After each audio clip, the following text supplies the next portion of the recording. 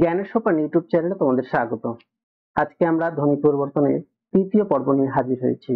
ইতিমধ্যে আমরা দুটো পর্ব করে নিয়েছি এবং দুটো পর্বে আমরা দেখিয়েছিলাম ধ্বনি পরিবর্তনের আদি স্বরাগম, মধ্য স্বরাগম বা স্বরভক্তি বা বিপ্রকর্ষ এবং অন্ত স্বরাগম। আজকে আমরা শিখব অপিনিহিতি। চলো তাহলে শুরু করা যাক। এই অপিনিহিতি কথার মধ্যেই লুকিয়ে আছে অপিনিহিতির অর্থ। তাহলে অপি কথার অর্থ হয়ে যাচ্ছে পূর্বে বা আগে, পূর্বে বা আগে, এবং নিহিত কথার অর্থ হয়ে যাচ্ছে বসা বা স্থাপন। তাহলে অপিনিহিতি কথার অর্থ দাঁড়িয়ে যাচ্ছে কি পূর্বে স্থাপন বা পূর্বে বসা। তাহলে পূর্বে কে বসে? হর্ষি বা হর্ষ। হর্ষি বা হর্ষ যেখানে থাকে সেখানে উচ্চারিত না হয়ে পূর্বে উচ্চারিত হয়ে যায় বা পূর্বে গিয়ে বসে, একে অপিনিহিতি বলে। দেখো অপিনিহিতি কাকে বলে? আচ্ছা, অপিনিহিতির আর একটা মানে আমরা পাই, অপি শব্দের অর্থ আর একটা আমরা পাই, সেটার মানে হচ্ছে অধিক বা উপরন্তু। উপরন্তু বা অধিক, এটার মানে ধরতে পারো এক্সট্রা, মানে অতিরিক্ত। তাহলে চলো অপিনিহিতির সংজ্ঞাটা আমরা এবার দেখে নিই। দেখো, ধ্বনি পরিবর্তনের যে রীতিতে শব্দের মধ্যে বা অন্তে, শব্দের মধ্যে বা অন্তে হর্ষি বা হর্ষ থাকলে সেই হর্ষি বা হর্ষ যে ব্যঞ্জনের পরে উচ্চারিত হওয়ার কথা, মনে রাখবে এটা, যে ব্যঞ্জনের পরে উচ্চারিত হওয়ার কথা সেখানে উচ্চারিত না হয়ে কি হচ্ছে সেই ব্যঞ্জনটি পূর্বে অর্থাৎ আগে উচ্চারিত হয়ে যায়, একেই বলে অপিনিহিতি। মানে ধরে নাও এখানে ছিল ক, এখানে ছিল হর্ষি, তাহলে কি হচ্ছে ক এর পরে হর্ষি ছিল, তাহলে এই হর্ষিটা দেখা যাচ্ছে ক এর আগে এসে হাজির হচ্ছে, এই হর্ষিটা চলে আসছে কি ক এর আগে। তাহলে ছিল কোথায়? ক এর পরে, কিন্তু উচ্চারণ হলো ক এর আগে। এই রীতিটাকে বলছে অপিনিহিতি। এরকম হর্ষের বদলে হর্ষও থাকতে পারে। ধরে নাও ক, ক এর সঙ্গে এখানে হর্ষ, এই হর্ষটা কি হচ্ছে আগে চলে আসছে, তাহলে হর্ষ যোগ ক হয়ে যাচ্ছে, মানে এইরকম একটা পজিশন দাঁড়িয়ে যাচ্ছে, একে আমরা বলি অপিনিহিতি। চলো আমরা কিছু উদাহরণের মাধ্যমে দেখে নিই। দেখো, হস্যিকারের আগমন হচ্ছে কিংবা হস্যিকার আগে উচ্চারিত হয়ে যাচ্ছে। দেখো দেখো আজি থেকে আইজ, এখানে দেখো হস্যিকার শেষে ছিল, তাই তো? শেষে বর্গীয় যা নয়, কিন্তু শেষে হর্ষি। দেখো আজির আমি বর্ণ বিশ্লেষণ করলে আমরা পাই আ যোগ বর্গীয় জ হর্ষন্ত যোগ হর্ষি। এবার আইজের যদি আমরা বর্ণ বিশ্লেষণ করি তাহলে পাবো আ যোগ হর্ষি যোগ বর্গীয় জ যোগ অ, তাই তো? তাহলে দেখো এখানে বর্গীয় জয়ের পরে ছিল হর্ষি, এখানে দেখো বর্গীয় জয়ের আগে হয়েছে হর্ষি। তাহলে আমরা সংজ্ঞায় কি বললাম যে হর্ষি বা হর্ষি, হর্ষি বা হর্ষ যেখানে যে বর্ণের পরে ছিল সেই বর্ণের আগে উচ্চারিত হয়ে যাচ্ছে, একেই বলছে অপিনিহিতি। তাহলে দেখো রাতি থেকে রাইত, একই রকম উদাহরণ, রাতি থেকে রাইত আমরা বর্ণ বিশ্লেষণ করছি, র যোগ আ যোগ, তারপর দেখো ত যোগ হর্ষি, রাতি, রাতি থেকে হয়ে যাচ্ছে কি রাইত। তাহলে দেখো র যোগ আ যোগ হর্ষ যোগ ত যোগ শেষে কিছু নেই, মানে অ আছে। তাহলে এখানে দেখো ত এর পরে ছিল হর্ষি, এখানে দেখো ত এর আগে এসে উচ্চারিত হয়েছে, তাহলে রাত্রি থেকে হয়ে গেছে কি রাইট। তাহলে এই পরিবর্তনটাকে আমরা বলি অপিনিহিতি। তাহলে সবসময় মনে রাখবে হর্ষি বা হর্ষ যেখানে ছিল সেখানে উচ্চারিত হচ্ছে না, তার আগে উচ্চারিত হচ্ছে, তার আগে উচ্চারিত হচ্ছে, এই রীতিটাকে আমরা বলি অপিনিহিতি। রাখিয়া থেকে রাইখা একই রকম, ডুবিয়া থেকে ডুববা, আমি রাখিয়াটা করছি আর তোমরা ডুবিয়া এবং কইররা এই দুটো কমেন্টে বিশ্লেষণ করবে, কমেন্টে বর্ণ বিশ্লেষণ করবে।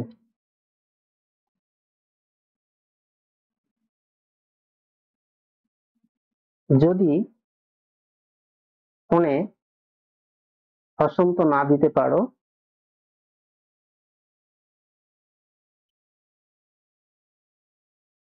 হসন্ত ছাড়াই লিখবে, আমি বুঝে যাব। হসন্ত ছাড়াই লিখবে, আমি বুঝে যাব। তাহলে দেখো রাখিয়া থেকে রাইখা, তাহলে আমরা রাখিয়ার বর্ণ বিশ্লেষণ করছি। র এর সঙ্গে কি আছে? আ। র এর সঙ্গে আ দিলাম, তারপর আছে খ, খ এর সঙ্গে আছে হর্ষই যোগ অন্তস্থ, অন্তস্থ এর সঙ্গে আছে আ। তাহলে আমাদের রাখিয়া বিশ্লেষণ হলো। এবার দেখো রাইখা, তাহলে র এর সঙ্গে আ যোগ হর্ষই যোগ খ। দেখো এই খ এর সঙ্গে একটা জফলা আছে, তাহলে জফলাকে আমরা যুক্ত করলাম। এবার জফলার পরে আছে আ, তাহলে বর্ণ বিশ্লেষণটা এরকম হবে। এখানে দেখো খ এর পরে ছিল হর্ষই, আর এখানে দেখো খ এর আগে চলে এসেছে। হর্ষিটা ছিল খ এর পরে, কিন্তু এখানে দেখো খ এর আগে এসে উচ্চারিত হচ্ছে।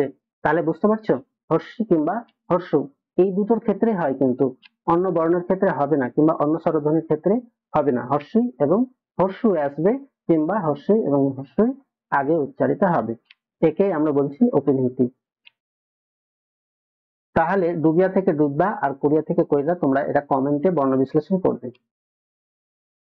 তারপরে দেখো হর্ষধ্বনি, দেখো এখানে ছিল মাছুয়া, মাছুয়াটা এখানে হয়ে গেল মাউছুয়া। দেখো তাহলে আমি মাছুয়ার বর্ণ বিশ্লেষণ করছি। ম যোগ আ যোগ ছ, ছয়ের সঙ্গে আছে হর্ষু যোগ অন্তস্থ যোগ আ।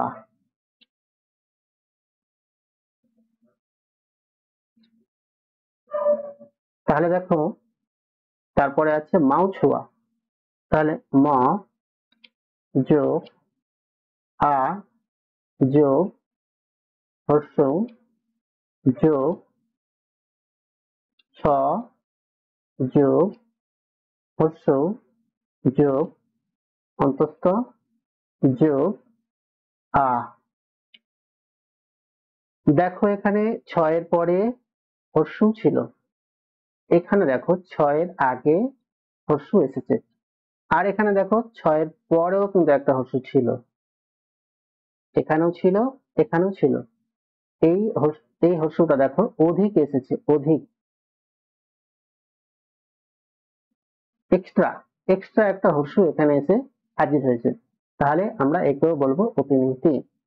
মাছুয়া থেকে মাউছুয়া, তাহলে গাছুয়া থেকে গাউছুয়া পারবে, হাটুয়া থেকে হাউটুয়া পারবে, একই রকম একবারে সেম। চলো আরো দুটো আমরা কারণ দেখে নিই, আর যে দুটো কারণে আমাদের এই অপিনিহিতি হয়। তাহলে দেখো কখনো কখনো কি হচ্ছে, হর্ষই বা হর্ষ থাকছে না, শব্দের মধ্যে হর্ষই বা হর্ষ থাকছে না, কিন্তু অপিনিহিতির জন্য কি হচ্ছে, হর্ষই বা হর্ষ চলে আসছে। শব্দের মধ্যে হর্ষি বা হর্ষ না থাকলেও কি হচ্ছে, শব্দের মধ্যে চলে আসছে। তাহলে দেখো এই কাব্য, বিশেষ করে এটা কেন আছে, এখানে দেখো কোন রকম হর্ষি ধ্বনি ছিল না, কিন্তু এখানে এসেছে কেন, বিশেষ করে এই জফলার কারণে আছে। দেখো সপ্তাহ শেষে জফলা আছে, দেখছো সপ্তাহ শেষে জফলা আছে, বিশেষ করে এই এটা জফলার জন্য আছে, জফলার জন্যই আছে। তাহলে দেখো কাব্য থেকে কাব্য, তাহলে কাব্যর যদি আমি বিশ্লেষণ করি, ক যোগ আ যোগ ব যোগ বয়ের সঙ্গে কি যুক্ত আছে, জফলা, তাহলে জফলা যোগ শেষে কি আছে অ, শেষে কিছু নেই মানে অ আমাদের নিতেই হবে, যেহেতু অ নিহিত স্বর। এবার আমরা কাব্য বর্ণ বিশ্লেষণ করব। তাহলে ক যোগ আ যোগ হর্ষই যোগ ব, বয়ের সঙ্গে জফলা যুক্ত দিলাম, তারপর শেষে দিলাম অ। তাহলে এখানে দেখো, এখানে কোথাও হর্ষই ধ্বনি ছিল? ছিল না। কিন্তু এখানে দেখো একটা হর্ষই ধ্বনির আগমন হয়েছে। কোথাও হর্ষই ধ্বনি ছিল না, কিন্তু এখানে হর্ষই ধ্বনির আগমন হয়েছে, কিংবা এটা অধিক এসেছে, এটা অধিক এসেছে। এটাকে আবার স্বরাগম বা মধ্য স্বরাগম বলে দিও না। হর্ষি বা হর্ষু আসলে আগে সেটা দেখতে হবে, যদি জফলার কারণে আসে সেটা অপিনিহিতি হয়ে যাবে, এটা মাথায় রাখবে। নইলে এই যে হর্ষি ধ্বনির আগমন হলো, এটাকে তোমরা করে দিলে মধ্য স্বরাগম, মাঝে এসেছে বলে মধ্য স্বরাগম, কিন্তু ভুল হয়ে যাবে, এটা জফলার কারণে এসেছে। তাই এগুলো কিন্তু খুব ভালোভাবে খেয়াল রাখবে। তাই এটাও অপিনিহিতির উদাহরণ। এরকম আরো কিছু উদাহরণ দেখো। সত্য থেকে সত্য, একই রকম সত্যকে যদি আমরা বর্ণ বিশ্লেষণ করি, স যোগ অ যোগ ত, এর সঙ্গে কি যুক্ত আছে? জফলা যোগ অ, সত্য। তারপরে এদিকে দেখো সত্য, তাহলে দন্ত স যোগ অ যোগ হর্ষি যোগ ত, জফলা যুক্ত যোগ অ, সত্য। তাহলে এখানে দেখো হর্ষি কোথাও ছিল না, এখানে দেখো একটা হর্ষি ধ্বনির আগমন হয়েছে, তাই এটাও অপিনিহিতির উদাহরণ।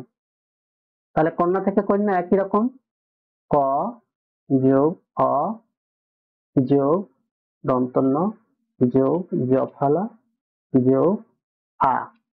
কন্যা থেকে কন্যা, ক যোগ, সরি এখানে অ হবে, অ যোগ হর্ষি যোগ দন্তন্য, দন্তনের সঙ্গে জফলা আছে, জফলা দিলাম যোগ আ। তাহলে এই যে দেখো হর্ষই ধ্বনির আগমন হয়েছে। তিনটি উদাহরণে দেখো হর্ষই ধ্বনির আগমন হয়েছে, কিন্তু প্রথমে কোথাও হর্ষই ধ্বনি ছিল না। তার জন্য এটা কিসের জন্য হয়েছে? এটা জফলার জন্য হয়েছে, বিশেষ করে জফলার জন্য হয়েছে। দেখো সপ্তার শেষে আছে জফলা, এই কারণে মূলত হয়েছে। তাহলে এটাও অপিনিহিতি উদাহরণ। আর একটা কারণে হয় অপিনিহিতি, চলো সেটা দেখে নিই। সেটা কি? হয় কয়ে মূর্ধন্য স যুক্ত, এটা কি কয়ের সঙ্গে মূর্ধন্য স যুক্ত অবস্থায় আছে, এই কারণেও কিন্তু অপিনিহিতি হয়। আর একটা হয় বর্গীয় জয়ের সঙ্গে ইয় যুক্ত, বর্গীয় জয়ের সঙ্গে ইয় যুক্ত, বর্গীয় জয়ের সঙ্গে ইয় যুক্ত হলে কেমন হয়? এরকম হয়। তাহলে এই দুটো কারণেও কিন্তু অপিনিহিতি হয়। চলো আমরা উদাহরণের মাধ্যমে দেখে নিই। দেখো কখনো কখনো শব্দের মধ্যে কয়ে মূর্ধন্য স বা ক্ষীয় বলতে পারো, আমি কয়ে মূর্ধন্য সই বলি, অনেকে ক্ষীয় বলে। কয়ে মূর্ধন্য স ও বর্গীয় জয় ইয়, বর্গীয় জয়ে ইয়, এর কারণেও অপিনিহিতি হয়। অনেকে এটাকে গ বলে, গ, এরকম গ না, উচ্চারণটা একটু অন্যরকম করে গ। যেমন বিজ্ঞান, বিজ্ঞানে থাকে এটা, এটা কি বর্গীয় জয়ের সঙ্গে ইয় যুক্ত, এটা হচ্ছে বর্গীয় জ সঙ্গে ইয় যুক্ত অবস্থায় আছে, আর এখানে কয়ের সঙ্গে মূর্ধন্য স যুক্ত অবস্থায় আছে। তাহলে দেখো এখানে ছিল বক্ষ, বক্ষ, এখানে দেখো এটা দেখেই বুঝতে পারবে, এগুলো বিশ্লেষণ না করলে বুঝতে পারবে। এই যে দেখো হর্ষই, হর্ষের আগমন হয়েছে। আমি একটা বিশ্লেষণ করছি, ব যোগ অ যোগ কয়ে মূর্ধন্য স, তাহলে কয়ে মূর্ধন্য স দিলাম যোগ শেষে কিছু নেই মানে অ। তারপরে দেখো বৈক্ষ, ব যোগ অ যোগ হর্ষই যোগ কয়ে মূর্ধন্য স যোগ অ। তাহলে দেখো এখানে কোথাও হর্ষই ধ্বনি ছিল না, কিন্তু এখানে দেখো একটা হর্ষই ধ্বনি এসেছে। তাহলে এটা কি কারণে এসেছে? এটা কয়ে মূর্ধন্য স এর কারণে এসেছে। আর একটা কি কারণে আসে? একটা বর্গীয় জয় ইয়র কারণে আসে। তাহলে দুটো আমি ব্যাখ্যা করছি। আচ্ছা এই উদাহরণটা আগে পেজে যেত, ভুল করে এখানে এসেছে। কন্যা থেকে কন্যা, এটা জ ফলার কারণে, এটা জ ফলার কারণে। এটা মনে হয় করালাম, হ্যাঁ এটা করালাম এখানে, এটা ভুল করে এখানে থেকে গেছে, এটাকে ইগনোর করো। দেখো যোগ্য থেকে যোগ্য, তাহলে জ যোগ অ যোগ বর্গীয় জ যোগ ইয়, শেষে কিছু নেই মানে অ, যজ্ঞ থেকে যোগ্য, বর্গীয় জ যোগ অ যোগ হর্ষই যোগ বর্গীয় জ যোগ ইয় যোগ অ। তাহলে এখানেও দেখো, এখানে কোথাও হর্ষই ধ্বনি ছিল না, কিন্তু এখানে দেখো হর্ষই ধ্বনিটা এসেছে। এটা কেন এসেছে? এই যে বর্গীয় জয় ইয় কারণে এসেছে। মূলত কয় মূর্ধন্য স, মনে রাখবে এই তিনটে, হয় জ ফলা বা কয়ে মূর্ধন্য স বা বর্গীয় জয়ের সঙ্গে ইয়, এই কটার কারণে অপিনহিতি হয়, অপিনহিতি হয়। আর যখন শব্দের পরে থাকে আর পূর্বে এসে উচ্চারিত হয়, সেই কারণে তো হয়। আর এই তিনটে মনে রাখবেন। তাহলে যদি বলি এই অপিনহিতি, অপিনহিতির প্রচলন কোথায় খুব বেশি দেখা যায়? এটা পূর্ব বাংলায়, পূর্ব বাংলায় প্রচুর পরিমাণে অপিনহিতি দেখা যায় কিংবা অপিনহিতি ব্যবহার করে। পূর্ব বাংলা বলতে বাংলাদেশ। বলো দেখি, এই যে অপিনহিতি, এটা কোন উপভাষার বৈশিষ্ট্য? বাংলাদেশে কোন উপভাষা দেখা যায়? বঙ্গালী উপভাষা। তাই এটা কি বঙ্গালী উপভাষার একটি বৈশিষ্ট্য। সেখানে শব্দের মধ্যে কিংবা উচ্চারণে অপিনহিতি প্রচুর ব্যবহার দেখা যায়, উচ্চারণে প্রচুর ব্যবহার দেখা যায়। তাহলে অপিনহিতি কোন উপভাষার বৈশিষ্ট্য? বঙ্গালী উপভাষার বৈশিষ্ট্য। তাহলে আজকে এই পর্যন্তই। তোমরা যারা আগের ধ্বনি পরিবর্তনের ভিডিওগুলো দেখোনি, তোমরা সেই ভিডিওগুলি দেখো। আমি ধারাবাহিকভাবে ব্যাকরণের ক্লাসগুলি নিয়ে যাব, আশা করি তোমরা বুঝতে পারবে। আর যদি কোথাও বুঝতে না পারো, তোমরা কমেন্টে লিখো, আমি ঠিক সমাধান বের করে দেব। তাহলে তোমরা সবাই ভালো থেকো, আমাদের ভিডিওগুলি ভালো লাগলে লাইক করো, চ্যানেলটিকে সাবস্ক্রাইব করো, বন্ধুদের কাছে শেয়ার করো। সবাই ভালো থেকো, সুস্থ থেকো। Thank you.